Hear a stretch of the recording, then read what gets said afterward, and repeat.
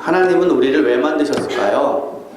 하나님은 왜 우리를 만드신 그 목적이 뭘까요? 피아노의 목적이 있죠. 마이크도 그렇고 다 만든 사람의 목적이 있어요. 그러면 하나님은 우리를 왜 만드셨을까요? 정확합니다. 하나님은 우리를 행복하게 해주시려고, 행복한 사람으로 우리를 만들어 주신 거죠. 이 세상뿐만 아니고 다른 세상, 저 세상에까지 우리를 행복하게 해주시려고 우리를 만드신 겁니다. 이렇게 얘기하면 행복이라는 단어가 사람들마다 생각하는 것이 달라요. 어린아이들, 여러분이 키우는 그 어린아이들은 행복, 기분이 좋다 이렇게 하면 물질로 생각하는 거죠. 갖고 싶은 장난감, 뭐 이런 것들, 과자 이런 것만 생각하죠. 사실 우리가 개나 돼지나 소나 동물이라면 내 입에 들어가는 것이 만족을 해서 그게 기쁘고, 뭔가 가지고 있는 것이 물질이 많으면 좋다, 행복하다 이거 느끼면은 아직 인생이 어린애 같은 거죠. 핫질인 거죠. 정말 더 성숙하고 성장한 사람들은 마음이 평화롭고 영적으로도 하나님의 영이 임해서 정말 내 영이 편하고 내 영이 평안하다 이렇게 느낄 것까지 가야 행복하다라는 얘기하는 거죠. 사람들에게 가끔씩 뭐 갖고 싶으세요? 뭐 하고 싶으세요? 이렇게 얘기하면 적거나 말하는 걸 잘 들으면 본인이 가지는 거, 개인적으로 휴대하는 거를 말하는 사람은 아직 어린 사람, 나이가 어린 게 아니라 정신적으로 어린 거죠.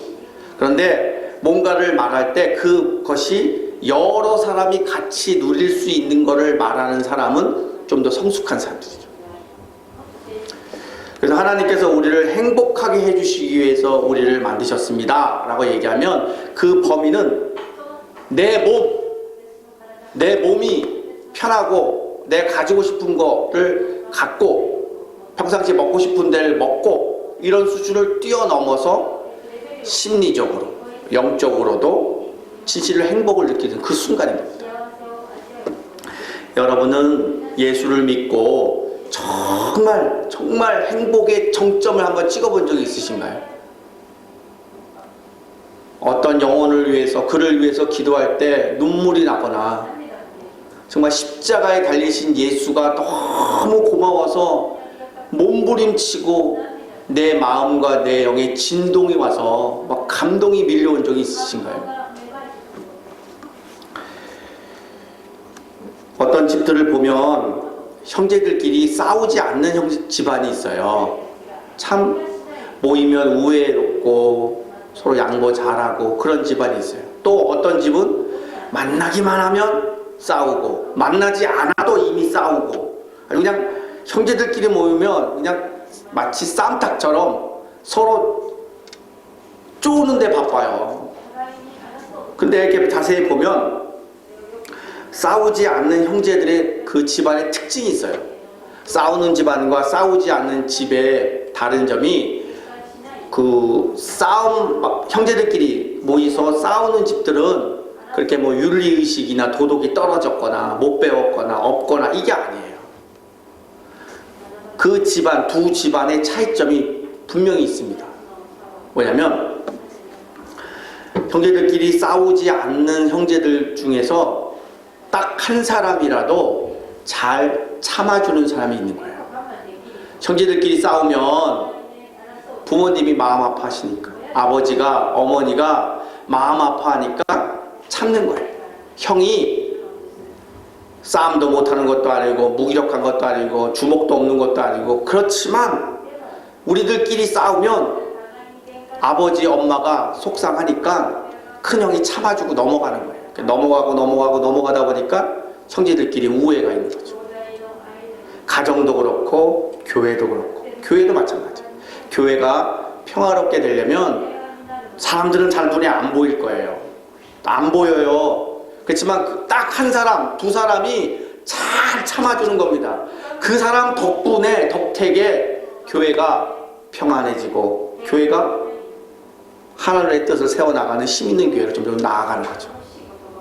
그게 바로 화목제예요. 화목제.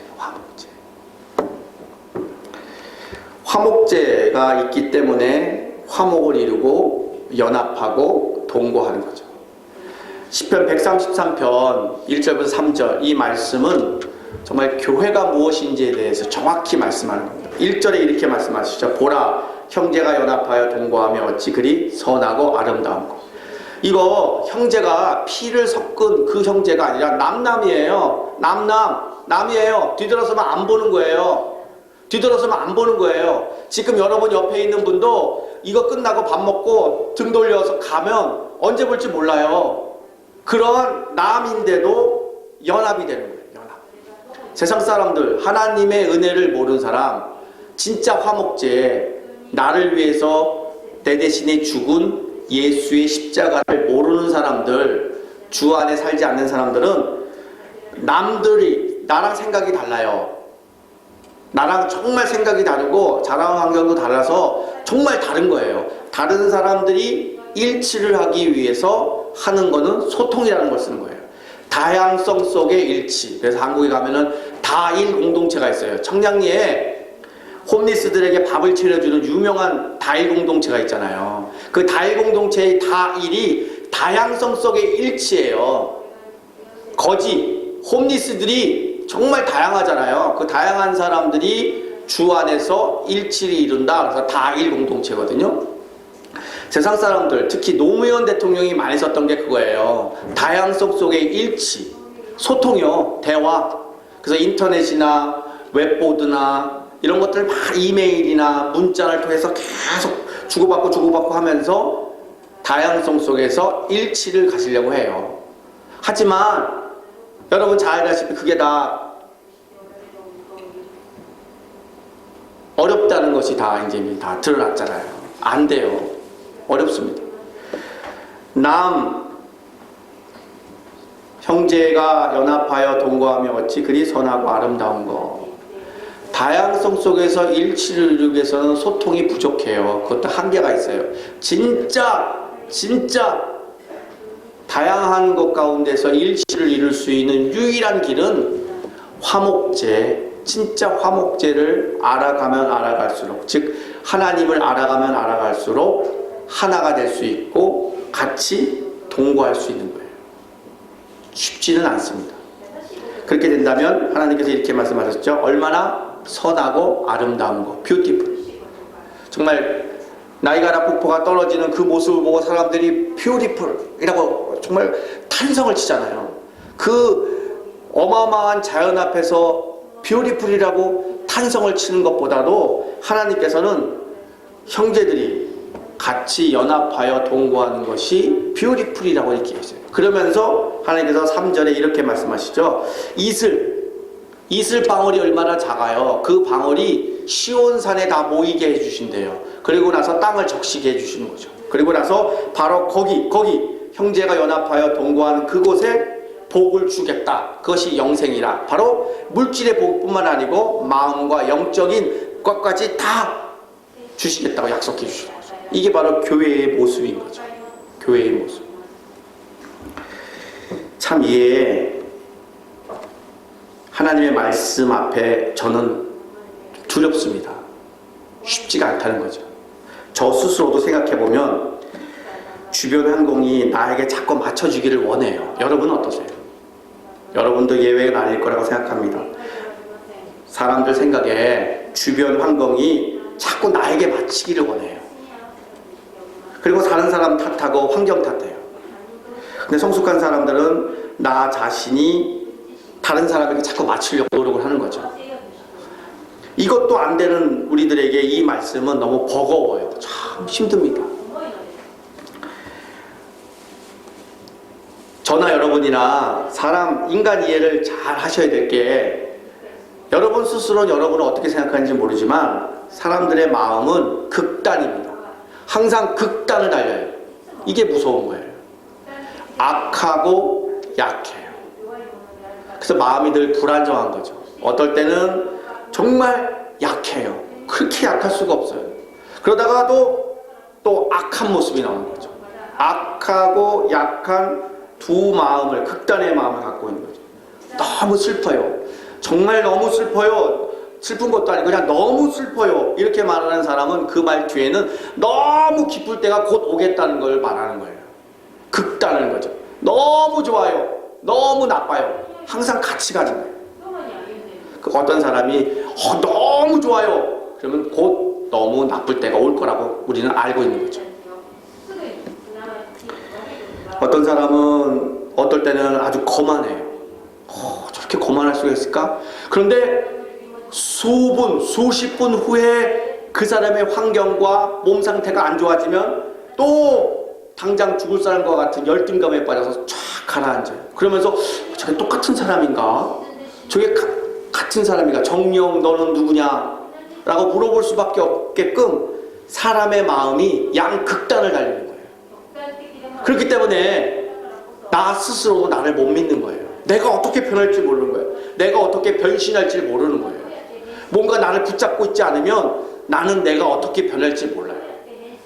나뿐만 아니고 내 주위에 있는 사람들을 이렇게 바라보면 저 사람이 또 어떻게 변할까? 어떨 땐 또 약한 모습이 나오고 어떨 땐 또 악한 모습이 나오고 두 마음이 항상 우리가 가지고 있는데 이 마음에서 내가 어떻게 평안을 얻고 마음의 안정을 얻고 살아갈 수 있는가? 그 길이 어떤 길일 것 같아요? 그것 때문에 오늘 하나님께서는 우리에게 말씀을 주십니다. 오늘 말씀에 그러므로 무엇이든지 남에게 대접을 받고자 하는 대로 너희도 남을 대접하라. 이것이 율법이요 선지자니라. 이렇게 말씀하시잖아요.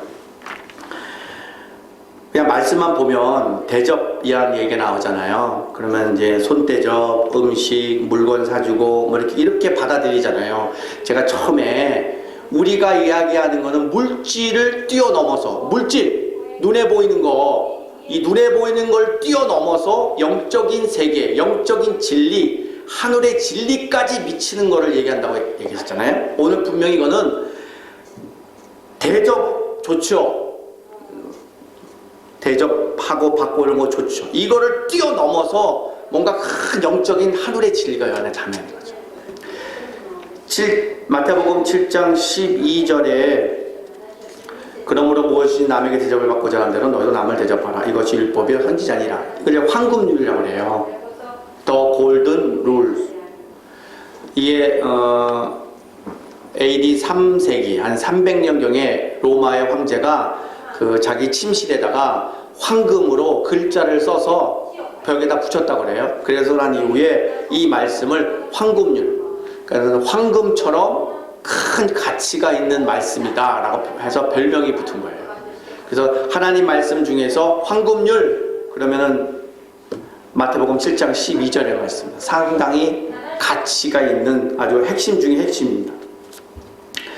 끝에 율법이요 선지자니라 이렇게 말씀하시잖아요. 율법이다 선지자다. 율법은 토라라고 하는 구약성경의 모세오경을 말하고, 선지자니라 그러면 나머지 구약성경. 그래서 전부 다 율법이요 선지자라, 이것은 구약성경 전체를 얘기하는 거죠.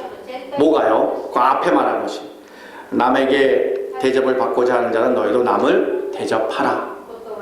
근데 여기서 어디 가서 내가 대접받으려면 내가 먼저 남을 대접하고, 내가 뭔가 사랑을 받으려면 내가 먼저 사랑을 베푸고, 이런 간단한 문제가 아니에요. 왜냐하면 거기 앞에 7장 12절에 맨 앞 단어가 이 전체의 말씀을 푸는 키예요.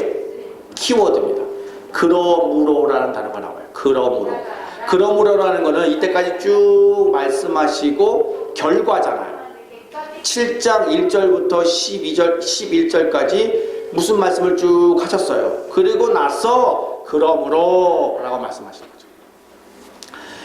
마태복음 5장, 6장, 7장은 예수님이 산에 가서 하늘의 천국의 윤리, 천국의 헌장이라고 하는 산상수훈을 말씀하셨어요. 그 중에서도 7장 1절부터 11절까지는 기도에 관한 말씀이에요. 기도. 그 전까지 예수 그리스도가 오시기 전까지 종교인들이 했던 기도는 자기의 필요를 채우는 거예요.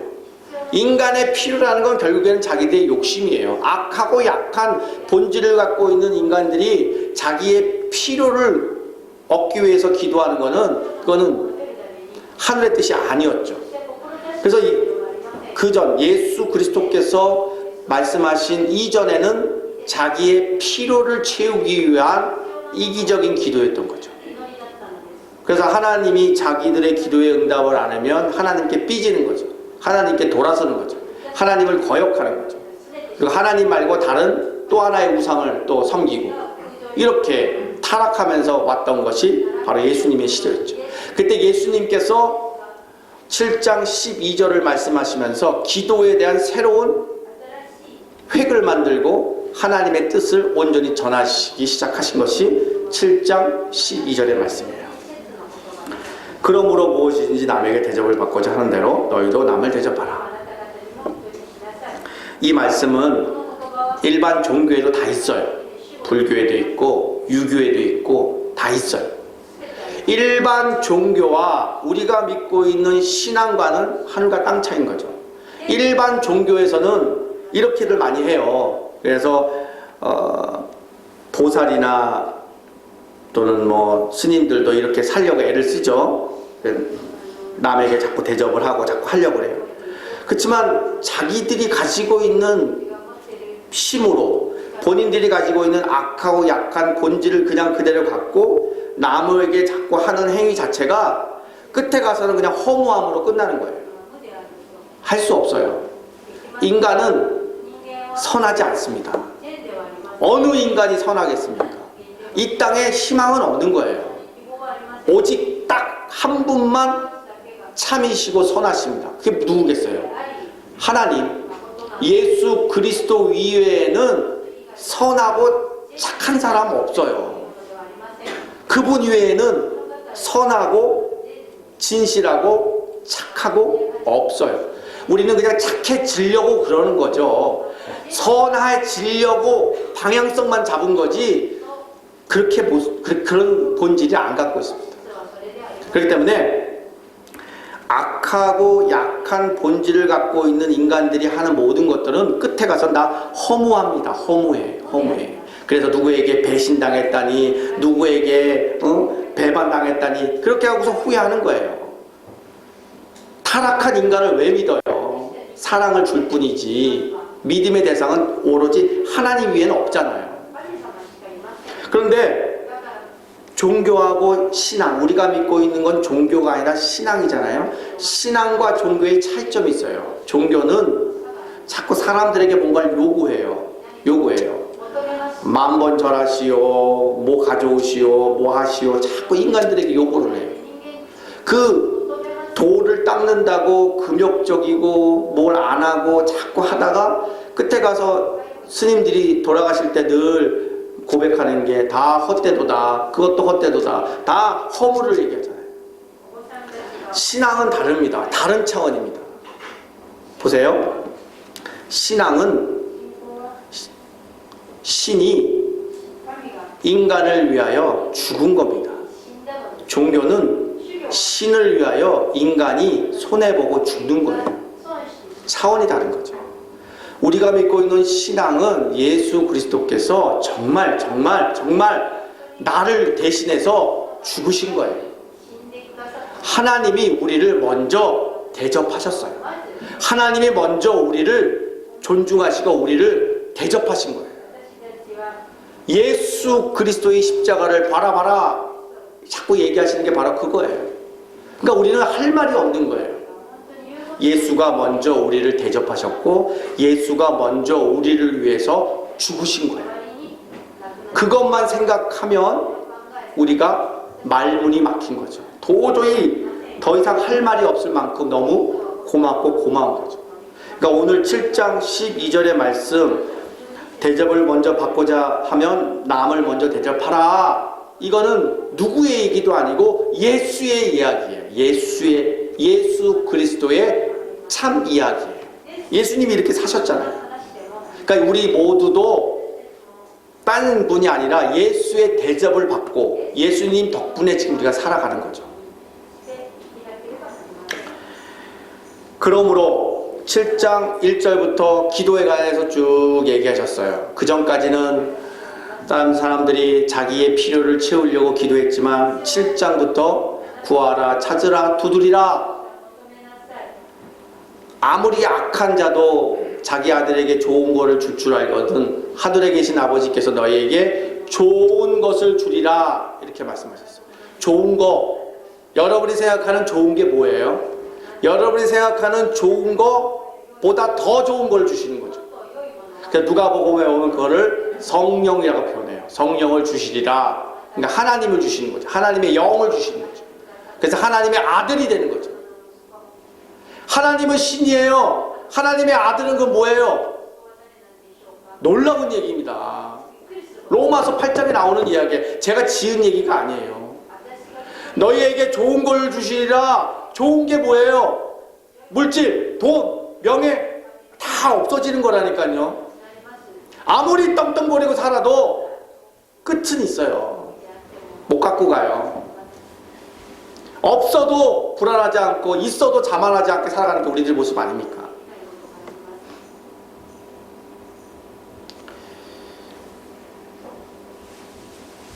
예수 그리스도께서 구하라, 찾으리라, 두드리라. 그러면 간절히 기도하면 설렁설렁 기도하지 말고 간절히 기도하라. 그 뜻이고 좋은 것을 주시리라. 아무리 나쁜 애비도 자식에게 좋은 걸 주려고 그럴 텐데 하나님께서는 좋은 것을 주시지 않느냐. 그 좋은 게 하나님의 성령이잖아요. 누가복음에 성령을 주시리라. 성령이 하나님의 영이잖아요. 하나님의 영이 우리에게 오면 내가 하나님의 아들이 되는 거죠. 하나님은 신이에요. 하나님의 아들은 그 뭐예요? 놀라운 겁니다. 놀라운 겁니다. 그리고 나서 그러므로 라고 얘기해요. 7장 1절부터 11절까지 그렇게 놀라운 말씀을 해주시고 그러므로 결론을 지은 겁니다. 그러므로 무엇이든지 남에게 대접을 받고자 하는 대로 너희도 남을 대접하라. 이게 뭐냐면 이전까지는 너의 필요성을 위해서 너희들의 뭔가를 부족한 것을 채우기 위해서 기도했지만 이제부터는 남을 위하여 기도하라 이렇게 얘기하시는 거죠. 남을 위하여 기도하라. 남에게 대접을 받고자 하는 데는 너희도 남을 대접하라. 그러니까 우리의 기도가 이거는 7장 12절은 기도에 관한 말씀이에요. 기도에 관한 교훈입니다. 기도가 내 중심이 아니라 타인 중심이죠. 어떤 사람? 나를 핍박하는 사람. 나의 원수 같은 사람. 쉽지는 않아요. 내가 좀 편한 사람, 말이 통하고 나랑 좀 이렇게 통하는 사람들이 있잖아요. 말 안 해도 눈빛으로 알고 있고 그런 사람 말고 왠지 옆에 오면 불편하고 나한테 말을 섞으면 왠지 불안하고 그런 사람들도 있잖아요. 그런 사람을 포함한 모든 사람, 남이라고 표현하잖아요. 남, 모든 사람을 위하여 기도하라. 이렇게 표현해요. 왜요? 왜요? 이유가 있겠죠. 악하고 약한 불안한 나를 위하여 하나님께서는 그렇게 기도하라는 거죠. 성경에 보면 핍박하는 자를 위하여 기도하라 이렇게 나와요. 잘 생각해 보시면 핍박하는 자를 위하여 기도하라. 누구를 위하여 이렇게 말씀하신 거예요? 나를 핍박하는 사람, 그 사람을 위해서 기도하라는 건가요? 아니라니까요. 나를 핍박하는 내가 생각할 때는 원수 같고 정말 싫은 사람이 뭔가 확 변해서 좋은 사람으로 짠 하고 나타나기를 바라는 게 아니라 나 자신을 위해서 하나님께서 기도하라고 말씀하시는 겁니다. 흔히들 우리가 교회 생활을 오래 해보시면 기도를 많이 하는 사람들을 이렇게 바라보면 참 마음 아픈 일들이 있어요. 저는 기도를 많이 하는 사람들을 한국에서 많이 만나봤지만 그런 사람들은 정말 까칠하고 말도 함부로 하고 아픈 사람, 힘든 사람, 기도 안 해서 그래, 새벽 기도 안 나와서 그래, 너무 말을 거칠게 하고 말을 함부로 하고 그리고 끝까지 자기들의 교만을 내려놓지 않고 자기들이 하는 기도가 하나님의 뜻의 전부인 것처럼 착각을 해서 도무지 내려놓지 않는 그런 사람들을 저는 많이 봤습니다. 성경에 보면 레위 사람 도와준 사람은 힘없는 노인이 도와줬습니다. 가진 것이 없는 사람, 그 사람이 최선을 다하여 대접을 했습니다. 정말 우리가 마음이 가난하여서 정말 내가 신앙생활을 하는 것이 무엇 의미고 오늘 말씀한 것처럼 교회와 신앙의 본질이 뭔지를 이 시간 다시 한번 우리가 생각해서 우리가 본질로 다시 돌아갔으면 하는 마음으로 말씀을 나눕니다. 여러분 알퐁스 도테라고 하는 사람이 있어요. 그 프랑스의 수필가죠. 여기 있는 분들 중에서 아마 별이라고 하는 책을 아마 공부하신 분들 계실 텐데 알퐁스 도테. 알퐁스 도테가 프랑스 사람인데 그 수필 중에서 이런 수필이 있어요. 그 프랑스 수도원에 가난한 수도원이 있었어요. 그래서 그 수도원은 너무너무 가난해서 교회가 낡아서 건물도 수리할 수 없을 만큼 돈이 없는 그런 아주 가난한 수도원이었어요. 그 수도원에는 그 신부들이나 수사들에게 밥을 먹일 수 없을 만큼 너무너무 가난한 거예요. 근데 그 가난한 그 수도원에 소 2마리를 키우는 수사 한 명이 있었어요. 그 소 2마리를 키우는 수사가 어느 날 원장을 찾아가서 이렇게 얘기해요. 원장님, 제가 어렸을 때 저희 아버지가 술을 만드는 사람이었는데 제가 불로장생의 술을 만들 테니까 우리 그거를 한번 팔아보시죠. 그리고 제안을 해요. 그래서 원장이 알았다고 한번 해보라고 그래서 허락을 했어요. 그래서 이 수사가 6개월 동안 술을 만들었어요. 그러고 나서 드디어 불로장생이라는 라벨을 붙여서 동네에다 팔았어요. 그게 너무 잘 팔려서 가난했던 수도원에 돈이 모이기 시작하는 거예요. 그래서 수도원이 부자가 됐어요. 그래서 허물어 갔던 건물도 고치고 또 종이 고장나서 종도 못 쳤는데 종도 고치고 그리고 새끼 다 배불리 먹고 그리고 풍요롭게 미사도 드리고 그동안엔 돈이 없어서 촛불도 못 샀는데 촛불도 다 밝히고, 그래서 아주 좋은 시간들을 보냈어요.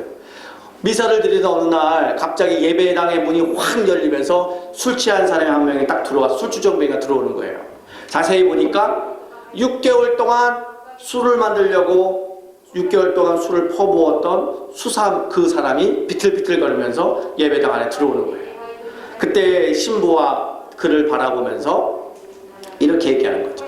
우리 다 같이 저 수사를 위하여 기도합시다. 그리고 기도를 하는 거예요. 이 수사는 술을 만들었던 술 주정뱅이가 됐던 이 수사는 비틀거리면서 그 모습이 너무너무 힘들어서 밖으로 나왔어요. 다음날 원장을 찾아가서 울면서 이렇게 합니다. 원장님 제발 부탁이니까 저를 술 만드는 일을 그만두게 하고 소 키우는 일로 다시 돌아가게 해주세요 라고 얘기해요. 그때 이 원장님이 이렇게 얘기합니다. 아닙니다. 당신은 술을 만들어야 됩니다. 술을 만들어서 술을 잘 팔아야 우리 수도원이 잘 운영됩니다. 아닙니다.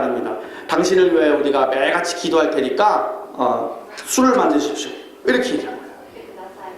그리고서 이야기는 끝나요. 이 알폰소 도테가 그 당시 그 카톨릭 교회의 그 부패된 모습에 대해서 비꼬서 얘기하는 건데요. 이거는 이겁니다. 본질과 비본질이 짬뽕이 된 거예요. 차라리 술을 팔려면 교회 간판 십자가를 떨어뜨리고 술집이 돼야 되는 거죠. 술집에서 술 파는데 누가 뭐라 그랬어요? 그건 팔아야죠. 하지만 교회 간판을 더 걸어놓고 십자가를 걸어놓고 술을 파니까 본질과 비본질이 짬뽕이 돼버린 거예요. 그러니까 술 파는 교회가 된 거예요. 그거를 비꼬는 거예요. 오늘 본질의 말씀입니다. 남을 위하여 기도하라. 다른 사람을 위하여 기도하라. 마음에 들지 않고 내가 좀 섭섭하고 내가 좀 싫은 사람이라도 서로 기도하라는 거예요. 이유는 나 때문에 그래요. 불안한 나를 하나님의 마음을 조금씩 알아가게 하기 위해서, 나를 키우기 위해서 하나님께서 기도를 시키는 거죠. 저는 이 말씀을 가지고 기도하면서 정말 하나님 앞에 너무너무 죄송한 게, 일본 들어와서 내가 만났던 일본 분들, 또 이 지역에 있는 그 일본 분들을 위해서 울면서 기도한 적이 한 번도 없다는 게 너무너무 마음이 아픈 거예요. 내가 왜 이렇게 됐을까? 적어도 한국에 있을 때는 내가 왔다 갔다 하면서 저 슈퍼 아저씨 위해서 기도하고, 세탁소 아줌마 위해서 기도하고, 미장원 저 언니를 위해서 기도하고, 그래서 미장원 저 언니를 위해서 내가 멀리지만 가깝고 비싸지만 그 언니 앞에서 머리 깎으면서 그를 위해서 내가 마음속 깊이 기도했던 때도 있었는데, 내가 왜 일본까지 와갖고 이 지역에 있는 저 아줌마 저 아저씨들을 위해서 내가 왜 기도 안 할까? 저들은 얼마나 마음속에 불안하게 살고 있을까? 얼마나 미래가 불투명하고 노인이 되면 뭐 먹고 살지 얼마나 불안하며 저들이 살고 있을까? 저들을 위하여 기도하지 못한 본질을 잃어버린 이 저의 마음이 너무 마음이 아픈 거예요. 너무 마음이 아픈 거예요. 이러다가 마지막 날 하나님 앞에 갔을 때, 너는 일본에 가서 도대체 몇 사람을 위해서 기도했니? 몇 사람을 품고 기도했니? 하나님, 저는 잘 일본 문화와 일본 사람도 모르고 언어도 못했어요. 다 안 통하는 거죠. 하나님은 아마 이렇게 얘기할 거야. 그래? 너 그럼 누구니? 너는 누군데 내 나라에 들어오려고 그러니?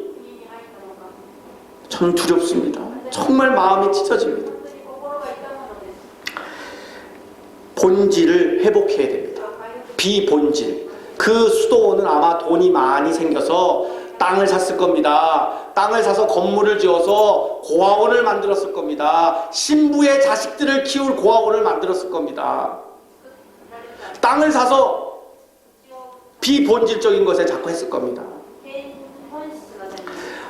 그 당시에 수도원이 아무리 힘들어도 새끼를 다 굶어도 정말 본질적인 것, 기도하고 없는 것 가운데 하나님의 은혜를 찾고 하나님의 뜻을 찾아서 거기에서 수사들과 신부들이 영적으로 훈련을 잘 받아서 장성한 사람이 되어야 되는 거 아니겠습니까? 우리도 마찬가지입니다. 우리 동경제일교회가 이제 회복되고 우리가 본질을 붙잡아야 될 것은 내가 알고 있는 그 사람을 위하여 기도를 다시 시작하셔야 됩니다. 내가 정말 가까이 있지만 불편하고 어려운 사람들 위하여 1년, 한 달이 아니라 10년, 20년, 30년 이상은 기도할 각오를 가지고 오늘부터라도 시작하셔야 됩니다.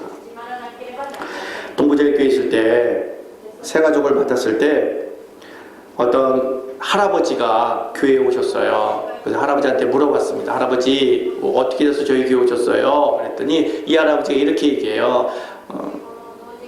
저는 하나님에 대해서 잘 모르고 교회 다니는 사람도 잘 모르는데 같이 공장에 다녔던 저 아줌마는 저희 교회 권사님이셨어요.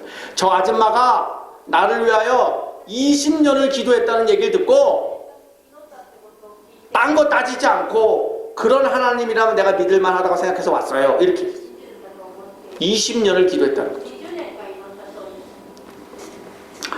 우리 동경제일교회가 더 은혜롭고 더 영적으로 풍요롭고 정말 하늘의 은혜가 있으리 우리 교회에 모이고 막 이런 할 수 있는 정말 결정적인 계기는 우리가 서로를 위하여 기도가 시작될 때, 정말 서로를 위하여 기도가 시작될 때, 그리고 내가 화목제가 되어서 이 세상 사람들, 이 1번 지역에 있는 사람들을 위하여 기도가 시작됐을 때 바로 우리 교회가 시온산이 될 수가 있다고 저는 확신합니다. 확신합니다. 그게 바로 십자가의 길인 것입니다. 예수가 걸어가셨던 그 화목제의 길.